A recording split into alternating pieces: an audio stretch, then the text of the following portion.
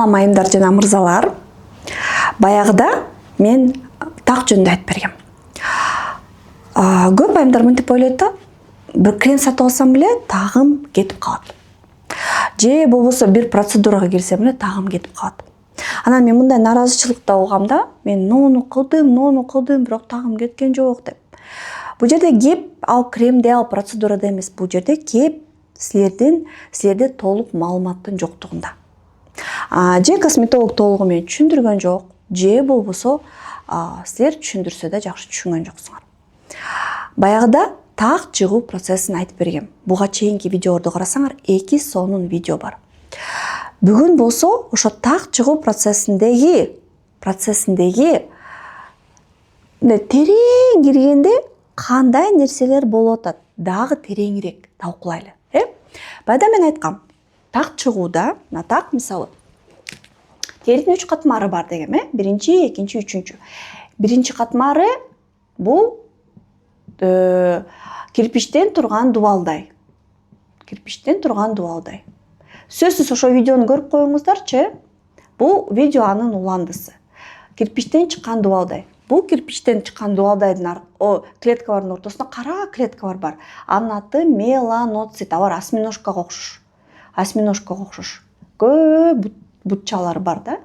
Ошол жерде ошол кичинекей так чыгара турган завод, кадимкидей завод, ичинде рабочийлер бар, баары чуркап жүрөт. Биринчи боек, так, ак болот. Аны эомеланин деп коет. Ал көрүнбөйт. Ал көп чыгат да, көп чыгат. Клетканы чымынтип алсак, чоң клетка деп коелу. Меланоцит өзү. Ичинде эмне болуп атат көрөлүчү. Биринчи могу жерде эомеланин болот. Ак болот ал. Ап-апак. Андан кийин бул дагы бир процесс болот, анан барып карарат. Кара болуп калат. Анан могу жерде кадимкидей трубалары бар. Осьминогко окшош деп атпаймынбы? Осьминог бутчаларындай. Ошо менен кара боек барып, могу жерде бутчалар менен барып, могу клеткаларга түшөт. Клеткаларга түшүп, клеткаларга өң берет. Мисалы, орустарда меланоциттер азыраак, кыргыздарда көбүрөөк. Кыргыздын мындай каранын сулуусу деп коет го. Кара сыяктуу териде андан да көп. Негроидтерде, афроамериканецтерге андан 5 бетер көп. Ошончо канчалык көп меланоцит болсо, ошончо терибиз мындай кара тор келет да. Ошондо так чыгуу процесси меланоциттин ичинде болот. Үстүнөн бул чыгыш үчүн көп нерсе таасир этиш керек. Мисалы, күнгө чыкпайсыңар, кышында үйдө жатасыңар, күндүн таасири жок. Бетиңерде аллергия жок, тырмабайсыңар, жакшы косметика колдоносуңар. Демек, бул процесс тынч, жай өзүнүн жолу менен өтө берет. Мисалы, ак меланин чыгат, мынча миллиграмм, мисалы. Ал меланинге ага дагы бирдеме таасир этет. Азыр мен сизге түшүндүрүп берем. Ага дагы бирдеме таасир этет, анан дагы бирдеме таасир этет. Химияны окудуңар эле мектепте. Химияда кандай? Реакция жүрүш үчүн үстүнө дагы бирдеме коясың. Анан аны дагы бир реакция жүрүш үчүн дагы бирдеме коясың. Мына ошондой процесс боло берет да, акырында кара боек чыгат. Анын стандарттуу түрдө бир нече эле көлөмү бар. Эгерде бир факторлор таасир этти, мисалы, боюңарда бүтүп калды. Гормондор өйдө дудук кетти, тоуп. Гормондор кеткенден кийин меланоциттер активдүү иштеп баштады. Же күнгө чыгып койдуңар. Креми жок. Күнгө чыгып койдуңар дагы, күнгө чыккан учурда меланоциттер күн душман деп боекту көбүрөөк чыгарыш керек деген настройкасы бузулуп калды. Же крем коюп койдуңар, бетиңер аллергия болду. Же дагы бирдеме болду. Же бооруңар ооруйт. Бооруңар ооруганда да буларга эме жетпей, кычкылтек жетпей, гипоксия болуп, булар көп чыгарып баштады. Тыдык деп. Демек, бир настройкасы бузулуп калды да. Ал настройка нормага келиш үчүн көп убакыт керек. Ошон үчүн эч качан силер бир нерсе менен такты кетире албайсыңар. Ооба, кээде болот. Бир убакта настройкасы бузулуп, анан өзүнөн өзү жакшы болуп калып, анан нормально болуп кеткен. Бирок көбүн эсе ушу меланоциттер бир бузулса, аны акырын өзүнүн ордуна келтириш керек да. Анан келгиле ичинен кандай процесс жүрүп атат, көрүп коелучу. Кандай процесс жүрүп атат? Мунун баарын алып салсак, келгиле. Процессти аябай жакын көрсөк. Мисалы, бул меланоцит. Мына чоң меланоцит, чоң клетка. ичине киреличи, электрондук микроскоп менен чоңойтуп көрөлүчү. Мен атайын дептерде алып алдым, анткени аябай эме да, татаал процесс. 9 этаптан өтөт экен. 1-чи, 2-чи, 3-чү, 4-чү, 5-чи, 7-чи, 8-чи, 9-чу. Эми баарын силерге билип кереги жок. Биринчи этапта бул бул ак меланин чыккан этап. Бул жерде эң негизгиси биз кантип дарылайбыз, ошону ойлонолучу. Бул жерден эң биринчи күнгө каршы крем. SPF крем маанилүү экен. Эгерде күнгө каршы крем көп болсо, мисалы, даже меланоциттер туура эмес иштеп атса, бетиңерде так бар. Бирок силер күнүгө ошо SPF кремди биздин мисалы SPF 30-ту сүйкөп чыгып атасыңар, тагыңар карарбайт. Меланин чыга берет, бирок ал боз бойдон кала берет. Анткени биринчи процесстин биринчи этабына таасир этип атасыңар. Экинчи, эгерде силер SPF крем сүйкөбөй эле, же башка бир арзан бир SPF кремди сүйкөп алып жүрөсүңөр, эмне болот? Экинчи пропимеланокартин деген чыгат экен. Помк деген нерсе чыгат экен будан. Бул уже ак меланин болбой, помк болуп калды. Буга эмне таасир этет? Биздин агартуучу крем. Бул жерде арбутин деген бар. Асинтра деген бар. Асинтра деген зат бар. Доктор Сагынбаева косметикстин агартуучу кремде асинтра деген зат бар.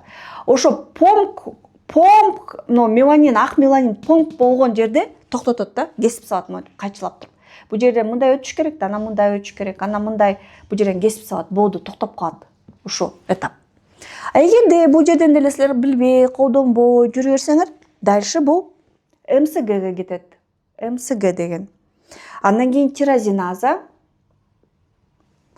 Андан кийин анан буларчы, көп чыкты да чакага, чоң чака. Анан бул чакадан кичинекей чакага упаковка болуш керек, кичинекей коробкаларга. Мына бул этапта, 5-чи этапта бул меланосомаларга, кичинекей коробкаларга упаковка болот.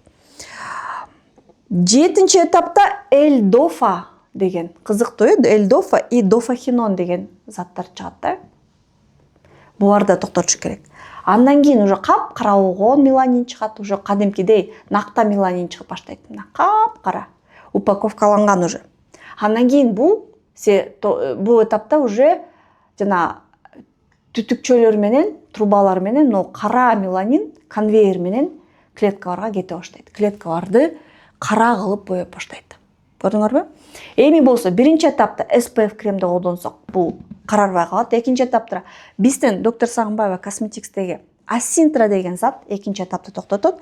Анан дагы кайсы зат бар? Экстракт солодки бар бизде. Ошо экстракт солодки кыргызча кандай болот билбейм. Могу жерде упаковка болуп атпайбы? Ошол жерде упаковка кылбай коет экен да. Ошон үчүн экстракт солодки бар крем доктор Сагынбаева колдонсоңор, новый этапын бузуп саласыңар. То есть дальше уже меланин упаковкаларга чыкпай калат. Тура берет ошол жерден жайылган бойдон. То есть карарбайт, так карарбайт. Дальше бизде дагы кандай бар? Но жерде меланин чыкты да, анан түтүкчөлөргө кеткен маалда, кете турган маалда биздики B3 витамин кетирбей коет экен, мынакты жаап салат экен. Көрдүңөрбү? Дагы бир зат бар бизде, арбутин деген. Но жерде тирозиназа деген нерсени блоктойт экен. Көрдүңөрбү? Ар түрдүү этапта биз мындайбыз да, душман келатат, актан келатат. Биз ар бир эмеге баррикада коебуз да, баррикада. Мына бул жерден ак чоң көп, ак боёгу жок меланин чыгат. Аны болтурбаш үчүн SPF-ти сүйкөбүз доктор Сагынбаева косметик. Андан кийин ал помкка айланат. Ал жерде биздин доктор Сагынбаева агартуучу кремибиз теги асинтра деген бар. Ошол токтотот. Андан кийин дальше МСГ, анан тирозиназа таасир берип атканда тирозиназаны жок кылып салат биздин арбутин. Доктор Сагынбаева агартуучу креми курамында бар. Андан кийин бул уже даяр ак меланиндер упаковкага чоң эмеден рабочийлер алып, мынтип кичинекей картонкаларга упаковка кылып эметип атса, бизде экстракт солодки деген ошо упаковкалардын баарын чачып жок кылып салат. Ошол жерден токтоп калат процесс. Дальше бул карарат да. Ак меланин карарып баштаганда, анан түтүкчөлөр менен уже конвейерге рабочийлер коюп баштаганда, ошол жерден конвейерди жаап салат B3 витамини. Көрдүңөрбү? А силер жөн эле крем дейсиңер. Силер сатып алган кремдерде ушул бүт этаптарга таасир этчү заттар барбы? билбейсиңер, ошон үчүн кремдин курамын билиш керек. Видео кызыктуу болсо лайк баскыла, сактап калгыла жана бөлүшкүлө.